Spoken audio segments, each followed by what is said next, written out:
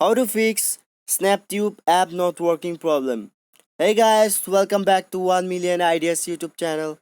In this video, I will show you how to fix Snaptube app not working problem. So guys, you have to go to your settings and now you have to go to install apps. Click on install apps and now you have to search for Snaptube. Here is it. Click on Snaptube and you can see force stop button. Click on force stop button and press OK. And now you can see storage. Click on storage and you have to clear all the data. Go back and you can see app permission. Click on app permission and allow all the permission.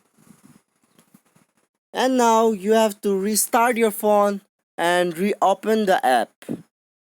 The problem will be solved. Thanks for watching.